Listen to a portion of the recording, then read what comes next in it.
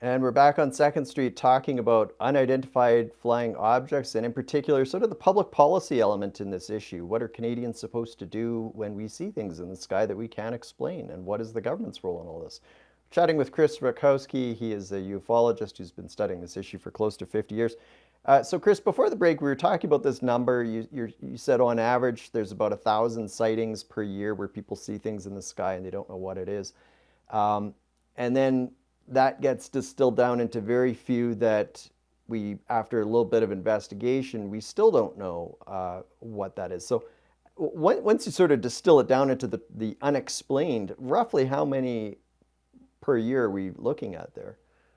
Well, we're looking at somewhere in the neighborhood of 3, 4, 5% of all reports. And Yeah. I've been publishing something called the Canadian UFO Survey since 1989. And we're looking at about that Hmm. same percentage every year. Sometimes it's a little higher, sometimes a little bit lower.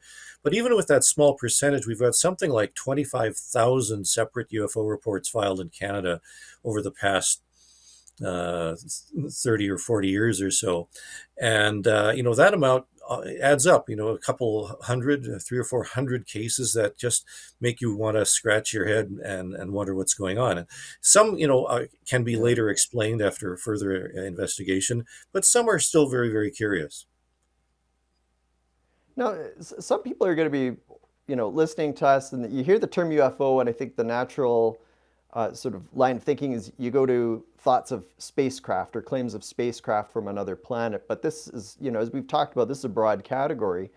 Um, for the why we would want to know, a couple of years ago, we had a Chinese spy balloon float across Canada and pretty much all of North America. I mean, there's a not real national defense issue to this too, isn't there? Absolutely. In fact, there have been a number of access to information requests that produced not just a few pages, but hundreds of pages of documentation regarding not just the Chinese spy balloon that passed over Canada, but the three other objects that were also shot down over North America, and there Yeah. were briefings to Prime Minister Trudeau that were made. We have documentation on that, presentations to Privy Council, presentations to a number of other defense positions, and we found out that there were something like 200 to 250 similar unidentified aerial phenomena, because they're shifting away from the UFO idea now, Mm. um, reports by National Defense. And National Defense is tracking objects like this all the time. Many have explanations, but there are some that are simply unknown. And I think the fact that we do have unexplained cases suggests that there needs to be a better tracking of what's up there. We have reports from pilots. In fact, several hundred reports from pilots over the past 30 or 40 years of objects. In fact, there was a Yeah. report fairly recently from over southern Ontario of what's simply called an unidentified object that was seen over Stirling, Ontario, just a matter of Yeah. weeks ago. And, if pilots are seeing objects that they can't identify and reporting them to air traffic control, that suggests that we need to keep better track of what's going on in our skies. Yeah, for sure. Now, when pilots are observing these things, is there any indication as to what they think that they're seeing? Like, are they seeing something that they kind of suggest is maybe like one of these Chinese spy balloons? Or are they saying, no, it's like a triangle in the sky or, some kind of other shape that is truly unexplainable?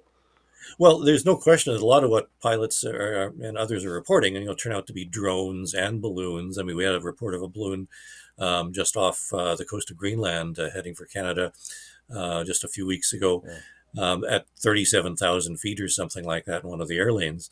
But pilots are Hmm. reporting objects, and there actually is a category in Transport Canada called UFO for pilots to make reports. And so they report lights, they report discrete objects, and some are just listed as unidentified, as was the case fairly recently over Stirling. And it suggests, there is something that needs to be looked at, and a way of reporting them. In fact, a mechanism, a place for not just pilots but the average citizen to report things. And we know people are Yeah. seeing things. It's a matter of getting the necessary funding and the necessary departments interested in doing this. Okay, when we come back, we'll continue to unpack this interesting and important issue. We'll be back in just a moment.